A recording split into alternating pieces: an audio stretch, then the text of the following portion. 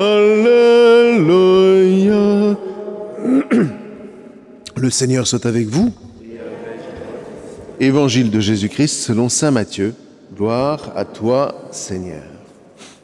En ce temps-là, Jésus disait à ses disciples, « Ne pensez pas que je sois venu abolir la Torah ou les prophètes. Je ne suis pas venu abolir, mais accomplir. Amen, je vous le dis.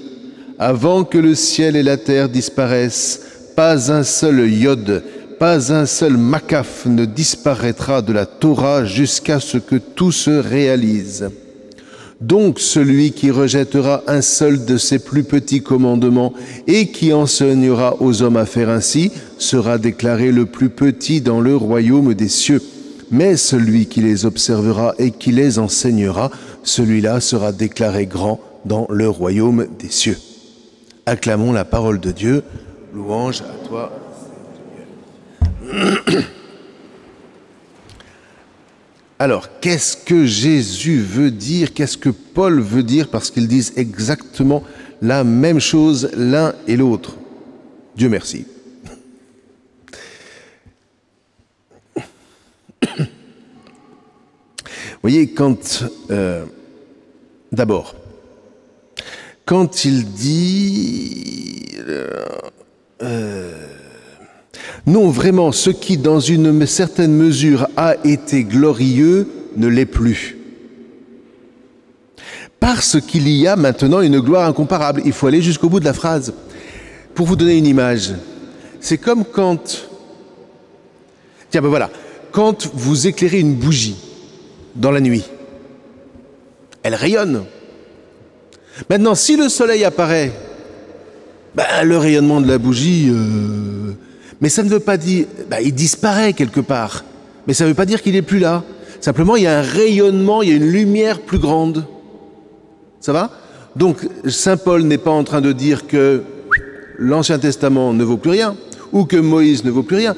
Il est simplement en train de dire que comparativement à la gloire de Jésus, c'est vrai que la gloire de Moïse est moindre. Voilà. D'accord? Ceci pour pas qu'on se dise, parce que j'ai peur quelquefois, que l'Ancien Testament, ne sert plus à rien. Non, si, bien sûr. Parce que s'il n'y a pas l'Ancien Testament, la lumière du Christ ne peut pas venir. Donc voilà, ça c'est un premier point.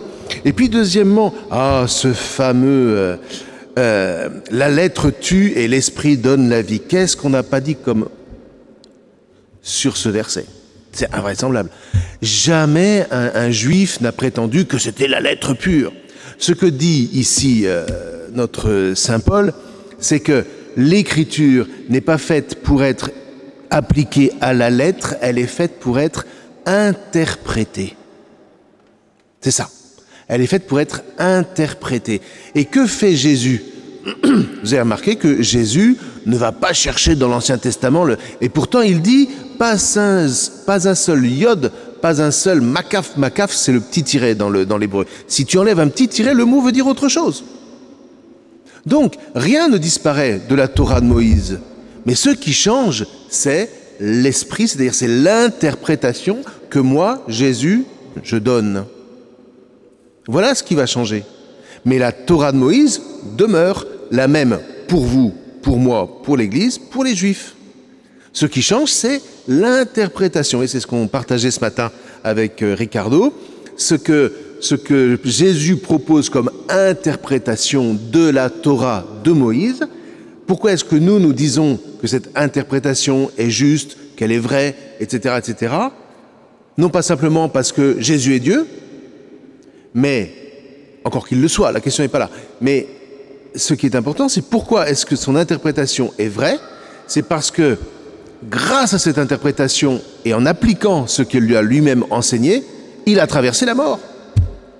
C'est ça l'argument premier. Jésus dit, entre guillemets, la vérité, non pas parce que c'est un grand philosophe qui a tout compris, il dit la vérité parce que la vérité me donne la vie plus forte que la mort. Et donc, ça ne veut pas dire, vous voyez, on peut dire la même chose, ça ne veut pas dire que les autres philosophes sont obsolètes, qu'il ne faut rien lire d'autre. Simplement, les philosophes, par rapport à la lumière de Jésus, Ben oui, le rayonnement est moindre. Mais ça ne veut pas dire qu'ils sont nuls. Est-ce que je suis clair? Vous voyez?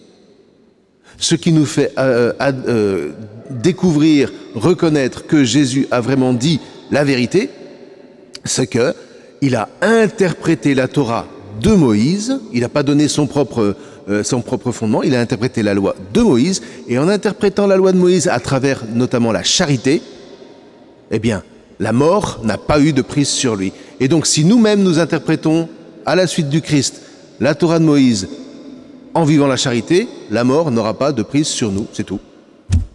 Mais pour ça, il faut s'attacher à Jésus.